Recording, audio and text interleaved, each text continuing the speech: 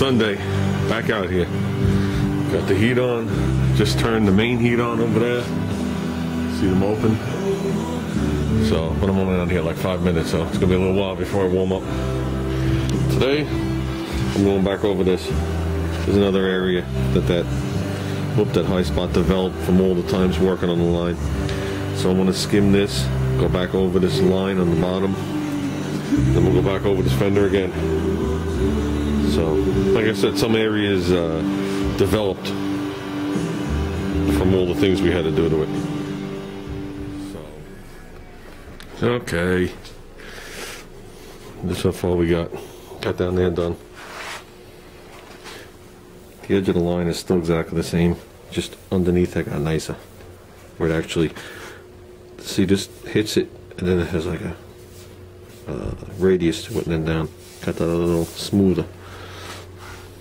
I extended the bondo from edge to edge, so there's no more low spot than the high spot. So this right here went a hair bit low from there to there. I mean, it's so low, it's like, I don't know if I'm going to waste my time putting bondo there and working it, or just when I glaze it. That's how light it is. And I'm just, like I said, I'm going over from the fender from the back. I go over right over here, but I'm thinking glaze will take care of that too. It's very, very, very slight. That happened when we made this line. If you remember, I started rolling it back, so I had a guide. I'm not talking stuff that's so slight, it's, you have to concentrate with your fingers to find it. So that's like glaze territory. I want to go back over this front corner, make sure I got this right, and this edge string coming down. From here to here on the outer part is a little wavy to begin with from when they stamped this fender, but I want to get it the nicest I can. Check out the front. I want to go over the whole fender from end to end, see what's, you know, some stuff I'd rather do with the bondo than the glaze, even if it's minor. I find the bondo easier to sand. And there you go, guys. The cap keeps going in front of the lens. Ready to be glazed. Went back over a couple areas and back over here. You know what it is? The fender comes around and like right here is a kind of a flat spot. Both fenders have it. The ones up there have it. It's just the way they stamp it. I guess there's a lot of stamping going on here. So I don't want to try and fix something that belongs there, because that goes into the actual fender itself if you want to work on it. So I just want to make sure this line was straight, had the same curve and the same radius as everything else. That's good. Went over anywhere that I felt had a sharp edge. It was a little high, a little low, whatever it was. Redid the bottom, as you know. The well's good. This is all good. And just like the other fender, I really wound up with nothing up here, because it's so far away from the bodywork. This is checking out good. The line's good. There's no other dents on the top of this fender. You see, it's little stuff like this. Realize you gotta, there you go. You gotta get rid of that stuff now, because it's only gonna catch the squeegee as you put the glaze on. And this right here, I looked into it. That's the way it stays. That's the way they stamped it. That's the way it stays. There's nothing I could do there. So, well, like I said, there's nothing I could do there. There's nothing we're gonna do there. Okay. Got my metal glaze. I warmed this stuff, mixed it. See that, or a pancake. Got my fender fully prepped. I taped off the upper lines and that lower line down there. And let me see how close we are to the heater. It's about 65 degrees in here. That's what I keep it at. That's good for me.